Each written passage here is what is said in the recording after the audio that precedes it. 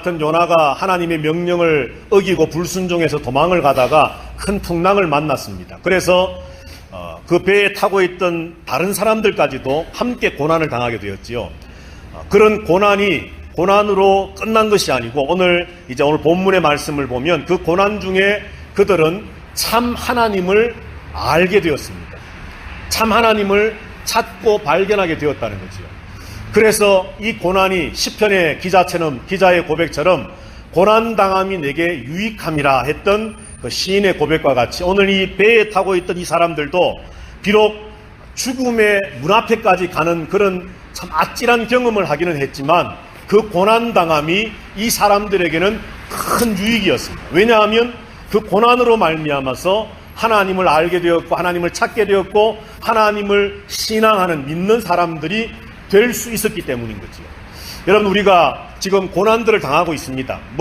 개인적인 고난도 분명히 있으실 거고 또 어떤 가정적인 문제도 있을 것이고 교회적으로 본다면 이렇게 사실 여하튼 불편하고 뭔가 이렇게 구심점으로 딱 우리 어떤 예배당이 아니기 때문에 여러 가지 불편함이 우리 마음속에 찾아올지도 모르겠습니다. 여러 가지 이런 어렵고 힘들다고 생각되어지는 것들, 여러분들 이유 없는 것이 하나도 없습니다. 제가 좋아하는 말 여러분들 아시겠지만 우리가 보기에는 모든 것이 우연 같지만 하나님 보시기에는 뭐라고요? 필연입니다. 필연. 하나님께서 또 우리에게 이런 환경과 이런 시간들을 허락하시면서 분명히 우리가 생각하기에 고난이다, 어렵다, 힘들다, 참 괴롭다라고 생각되어지는 이 시간들을 통해 하나님이 우리에게 결국은 복으로 갚아주실 하나님이 계획하신 놀라운 은혜가 분명히 있음을 믿습니다. 그런 믿음이 저와 여러분들에게도 있게 되기를 바랍니다. 오늘 14절 말씀을 보면 크게 세 가지로 한번 나누어서 생각을 해볼 수 있는데요. 14절에 보니까 무리가 여호와께 부르짖어 이르되 여호와여 구하고 구하오니 이 사람의 생명 때문에 우리를 멸망시키지 마옵소서. 이 사람 요나 때문에 우리를 멸망시키지 마옵소서. 이 기도가 뭐냐면 하나님 지금 요나를 바다에 던져야 된다고 그러는데 지금 요나를 바다에 던지는데 그 던짐을 우리가 하니까 우리에게 요나를 죽이는 살인죄를 우리에게 짊어지우지 마십시오라고 하는 하나님 앞에 드리는 기도입니다. 여러분, 그렇지 않습니까? 지금 하나님의 뜻대로 되기를 원합니다라고 분명히 14절 마지막에 말씀을 하고 있지만 요나도 나를 바다에 집어 던져라 그래야 이 풍랑이 잠잠해지고 너희들이 다 살 수 있다고 말했지만 그런데 사람의 양심상 우리 살겠다고 요나를 바다에 던지는 것 사실 이 사람들의 마음에 그렇게 썩 달갑지 않았거든요. 어쩔 수 없이 행하는데 하나님 이 요나를 바다에 던지면 저 사람 분명히 죽게 될 텐데 하나님 그 사람의 핏값을 그 사람이 죽게 되는 그 일에 대해서 책임을 우리에게 묻지 말아주시기를 원합니다. 그렇게 하나님 앞에 기도한다는 것이죠. 여러분, 우리가 잘 아는 요셉이라고 하는 사람이 있습니다. 요셉이 우여곡절 끝에 형들에 의해서 미디안 상인들에게 팔리고 결국은 보디발의 집에 들어가서 이제 종살이를 하게 되었는데 그곳에서 어떤 일이 있었지요? 보디발의 집에 가서 보디발의 아내가 젊고 건장한 요셉을 자꾸 유혹합니다. 그러니까 성경에 보니까 하나님께서 뭐라고 말씀을 했느냐 하면 요셉이 내가 하나님 앞에 어떻게 덕죄하리요 라고 이야기합니다.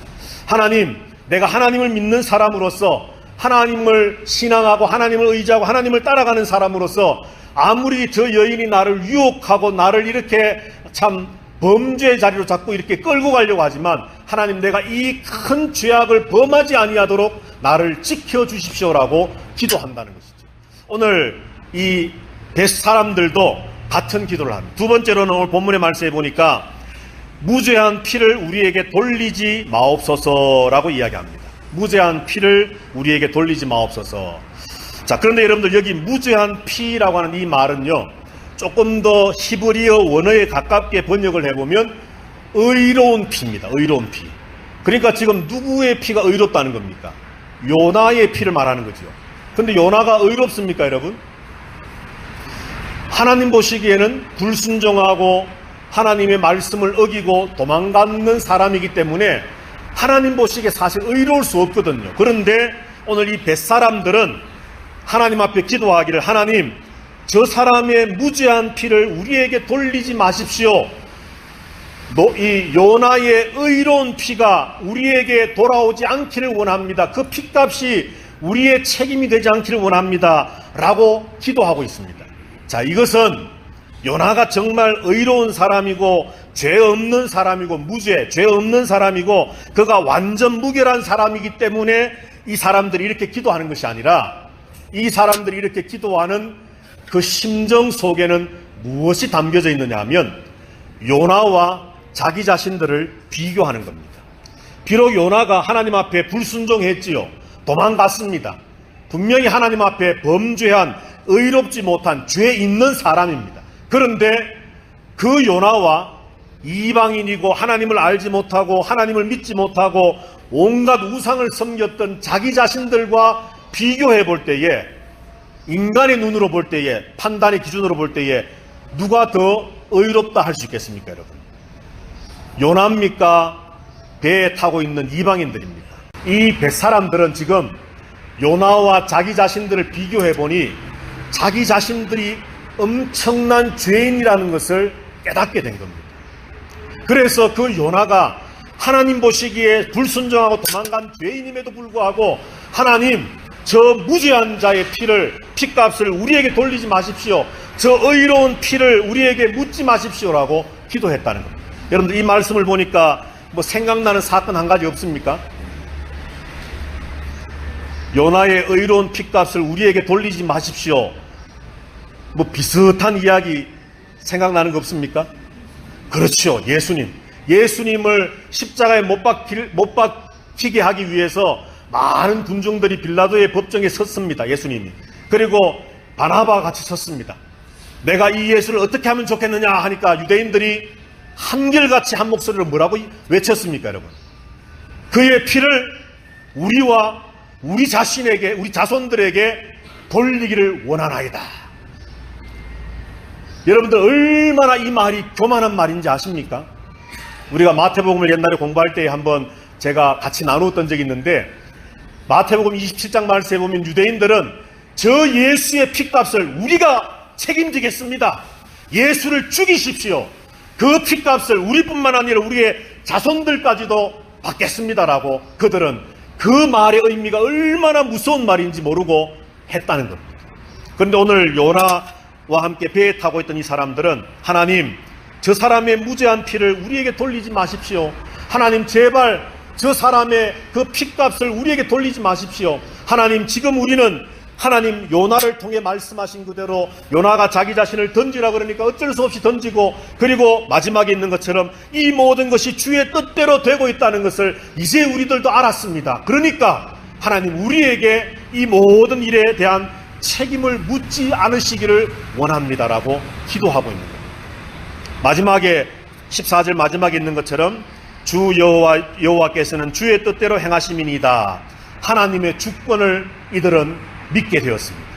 자, 여러분들, 이 배에 타고 있는 사람들 예전 모습이 어땠습니까? 7절 8절 우리가 함께 말씀을 나눌 때 7절 8절을 함께 주일날 공부를 했었는데요.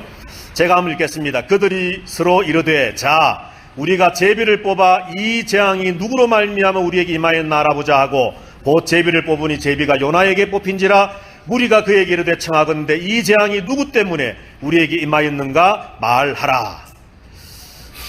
이 말씀 우리가 함께 하면서 최선과 최악을 함께 말씀을 나누었었습니다. 여러분들, 이 고난이 있기 전에, 요나를 통해 하나님을 전도받기 전에 이 배에 타고 있던 사람들은 자기 자신들이 판단자였습니다.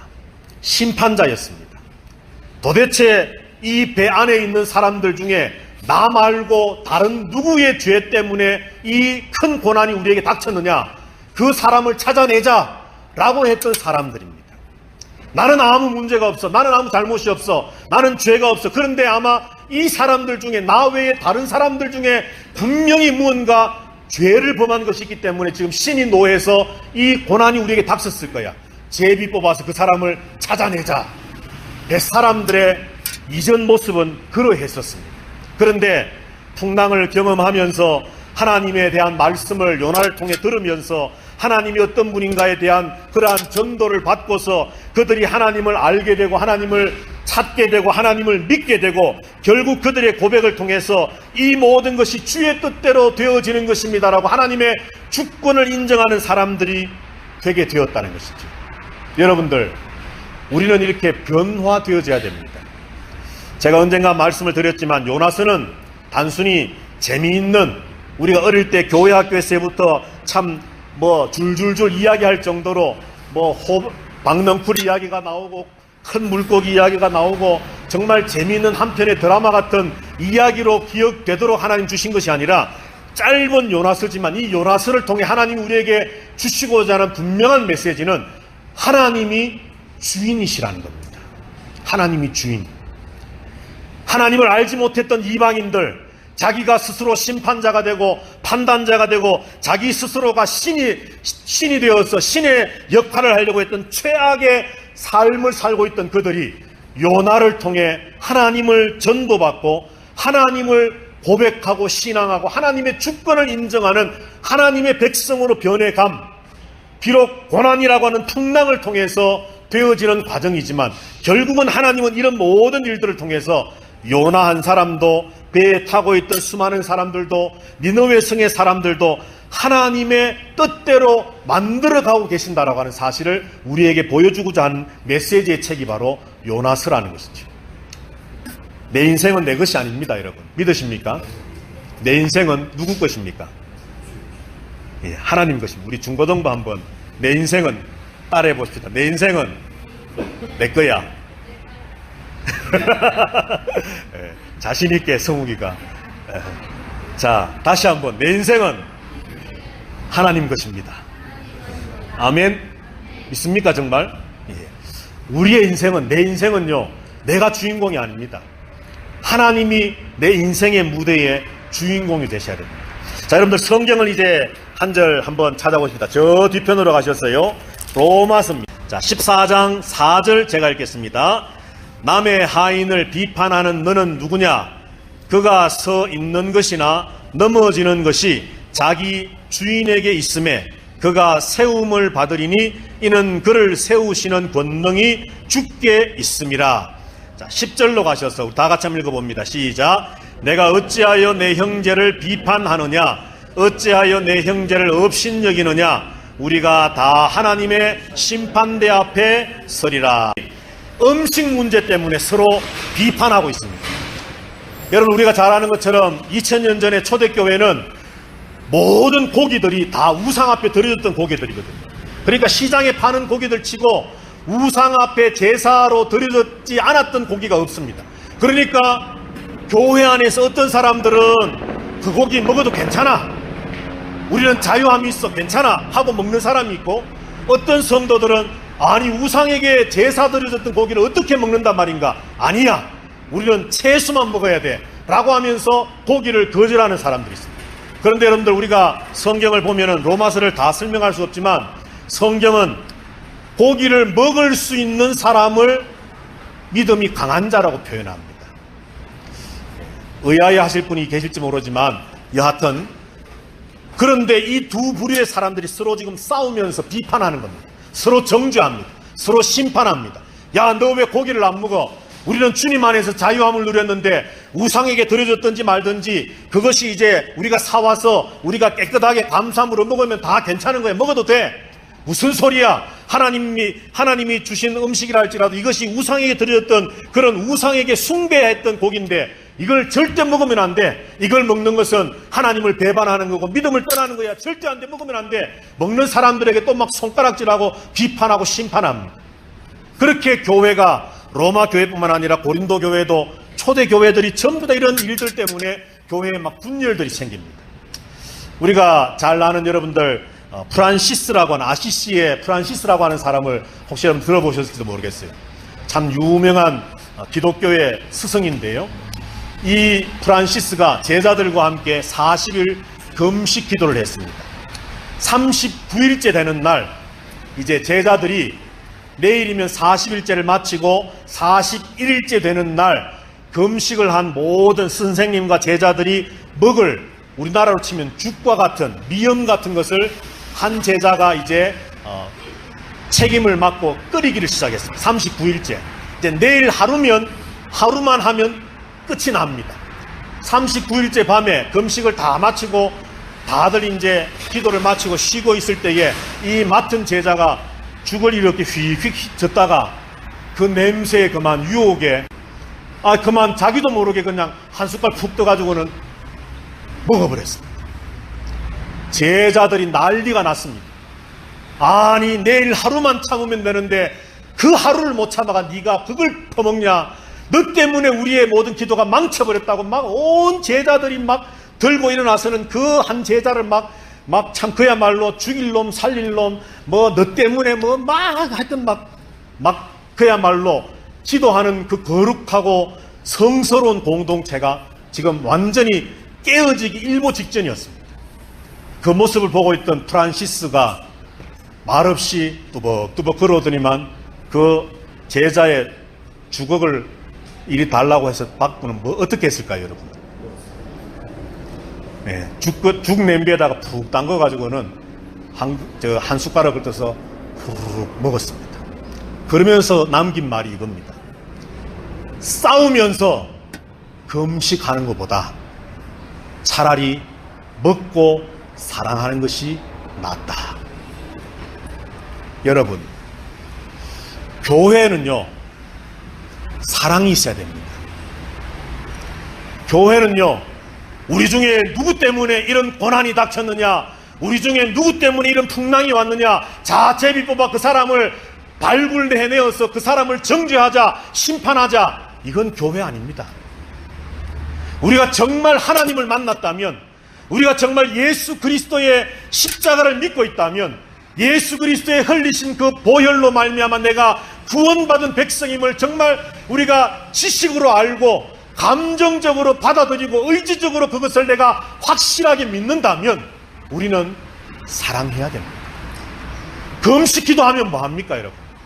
여러분, 교회에서 제일 무서운 사람이, 이중문 목사가 교회에서 제일 무서워하는 사람이 누군 줄 아십니까? 네? 새벽 기도 좀 한다는 사람들. 이 말이 뭔 말이냐 하면, 새벽 기도 안 나오는 사람들한테 아이고 저거 예수 믿다면 새벽 기도도 안 나고 저거 자기만 하면 되지요. 누가 또 무서우냐 하면 헌금 좀 한다는 사람들. 하나님 앞에 은혜 받아서 감동되어서 자기가 헌금하면 그냥 그걸로 끝나면 되는데 어떻게 알았는지 저거 돈은 좀 꽤 버는 것 같은데 왜 헌금을 안 하지? 야, 헌금 좀 해. 이런 사람들. 선교에 동참하고 봉사에 동참하고 헌신하는 데 동참하고 열심을 내는 사람들 무섭습니다. 그것 자체가 무서운 것이 아니라 그것하고는 꼭 남을 판단하고 비판하고 정죄하고 심판하기 때문에 교회 아닙니다, 여러분. 오늘 요나서 1장 14절에서 뱃사람들의 변화의 모습을 보십시오. 그들은 전에는 다른 신을 부르면서 하나님이 아닌 다른 신들에게 자기들의 생명을 구해달라고 외쳤던 사람들입니다. 나 아닌 다른 누구에게 문제가 있어서 이런 고난이 왔다고 다른 사람들을 지적하면서 그 사람을 찾아내어서 빨리 그 사람에게서 문제를 해결하고 우리가 살자라고 외쳤던 사람들. 그런데 지금은 어떻습니까? 하나님, 구하고 구하옵나니 이 사람을 우리가 죽이는 것 아닌지를 아시지 않습니까? 이 요나를 바다에 비록 던지지만 하나님, 저 사람의 핏값을 우리에게 돌리지 마십시오. 이 모든 것이 하나님의 정하신 그 뜻대로 하나님의 주권대로 되는 것을 이제 우리가 알게 되었습니다. 우리가 이제 믿게 되었습니다. 하나님, 우리들도 죄인입니다. 비록 저 요나를 바다에 던지지만 저 사람은 우리보다 의로운 사람입니다. 우리는 더 큰 죄인입니다. 우리는 죽어 마땅한 죄인인데 하나님, 저 사람이 희생함으로 우리를 살리시려고 합니까? 하나님, 우리들도 죽어 마땅한 죄인인데요. 이렇게 이 사람들이 변화되었다는 것이죠. 이것이 교회입니다. 하나님의 주권을 믿는다면, 하나님의 은혜를 믿는다면, 하나님이 내 인생에 주인 되심을 믿는다면, 내 인생은 내 것 아니라 내 인생의 주인공은 내가 아니고 하나님이시다는 것을 정말 고백하고 믿는 성도라고 한다면, 오늘 이 벳사람들, 요나서 1장에 나온 이 벳사람들의 과거의 모습에서 현재의 모습으로 변화된 것처럼 우리들도 바뀌어야 됩니다. 로마서를 한 절 더 한번 볼까요? 앞으로 가셔서 2장입니다. 1절 말씀입니다. 로마서 2장 1절, 우리 다 같이 한번 말씀을 읽도록 하겠습니다. 그러므로 남을 판단하는 사람아, 누구를 막론하고 내가 핑계하지 못할 것은 남을 판단하는 것으로 내가 너를 정죄함이니 판단하는 내가 같은 일을 행함이니라. 아멘. 남을 판단하는 사람아, 세번역 성경에 보면 남을 심판하는 자여라고 되어 있습니다. 여러분, 우리가 하나님을 정말 믿는다면, 우리가 예수 그리스도의 은혜를 정말 경험했다면, 우리는 오늘 요나서에 나오는 이 벳사람들, 이름도 알지 못하는 이 수많은 무명의 사람들, 결국은 하나님의 주권을 인정해서 이 모든 것을 행하시는 것 하나님이십니다, 주님의 뜻대로 되고 있습니다라고, 우리의 인생의 주인공은, 주인은 내가 아닌 하나님이십니다라고 고백했던 이 사람들처럼 우리들도 그런 고백이 나와야 됩니다. 여러분, 교회에서 많이 쓰는 단어 중에 은혜라고 하는 단어가 있지요. 예를 들어서 예배 마치고 오늘 은혜 받았습니다, 혹은 찬송하고 나서 은혜 받았습니다, 또 어떤 집회에 참석해서 은혜 받았습니다, 또는 어떤 성도의 간증을 듣고서 은혜 받았습니다. 우리가 이 은혜 받았다, 은혜라는 단어를 참 많이 씁니다. 근데 여러분, 은혜가 뭡니까? 따라해 봅시다. 은혜 받았다는 것은 하나님 앞에 완전히 무릎 꿇는 것이다. 예를 들어서요, 목사님, 예를 들어서 저에게 그렇게 말씀해 주시면 저도 신이 나서 더 잘하겠지만, 목사님 오늘 설교 은혜 받았습니다. 그 말은요, 목사님 설교가 내 귀에 듣기 참 좋았습니다, 이런 식의 말이었다면 그런 말 하지 마십시오. 오늘 목사님 말씀을, 설교를 듣고 은혜 받았습니다 할 때 그 말 속에 담겨져 있는 의미는, 오늘 목사님을 통해 함께 나눈 하나님의 말씀을 듣고 보니 내가 그 말씀에 의지해서 더욱더 하나님 앞에 무릎 꿇고 하나님의 주권을 인정하는 하나님의 백성의 삶을 살겠다고 결단했습니다라고 하는 이 긴 문장의 뜻이 오늘 은혜 받았습니다라고 하는 고백 속에 담겨져 있어야 됩니다. 그냥 오늘 목사님 내 모르는 거 하나 오늘 목사님 설교를 통해 알았어요. 오늘 목사님 또 히브리어 말도 해주고 헬라어도 해주고 오늘 또 참 모르던 거 하나 지식적으로 알았습니다, 은혜 받았습니다. 아닙니다, 여러분. 말씀을 들었다면, 예배를 들었다면, 찬송했다면, 기도했다면, 성도의 교제가 있다면, 공동체가 있었다면, 우리가 은혜 받았습니다 할 때 그 은혜 받았다라고 하는 것은 그런 여러 가지 것들을 통해 내가 진짜 하나님 앞에 무릎 꿇는, 하나님께 복종하는 삶을 살기로 결단했고 그렇게 살겠습니다라고 하는 그 고백을 이끌어내고 삶을 살아가도록 이끌어내는 그런 모든 것들이 은혜 받았다라고 하는 것이 되어야 된다. 그런데 실제로 그런 은혜를 받은 사람들은 어때야 되겠습니까, 여러분? 요나서 1장 7절 8절에 있는 것처럼 벳사람들의 처음 모습처럼 제비를 뽑아 누구 때문에 이런 풍랑이 왔는지, 고난이 왔는지 우리가 뽑자, 그 사람을 찾아내어서 그 사람에게 책임을 지우고 그 사람을 심판하자, 그 사람을 정죄하자, 이게 아닙니다.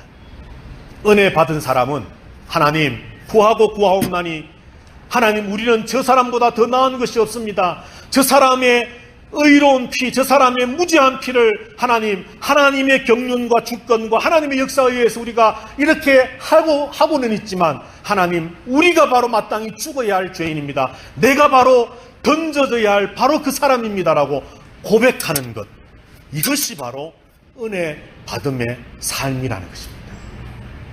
요나서를 통해 단순히 풍랑을 통해서, 풍랑 다음에 큰 물고기를 준비하셔서 참 신비로운 기적 같은 이야기를 통해 하나님이 이렇게 하셨다, 재미있는 동화의 이야기가 아니라 오늘 14절 이 한 절의 말씀을 통해 하나님은 우리에게 이것을 말씀하기를 원합니다. 너는 네 인생을 누구 것이라고 알고 사느냐? 네 인생의 무대의 주인공이 도대체 누구냐? 하나님의 은혜를 경험했다면 남을 판단하고 남을 심판하고 남을 지적하기 전에 교회 공동체가 오늘 요나서에 나왔던 이 이름 없는 뱃사람들처럼 하나님 주의 뜻대로 행하여짐을 믿습니다. 내가 바로 그 죄인입니다. 내가 바로 그 바다에 던져져야 할 바로 그 죄인입니다.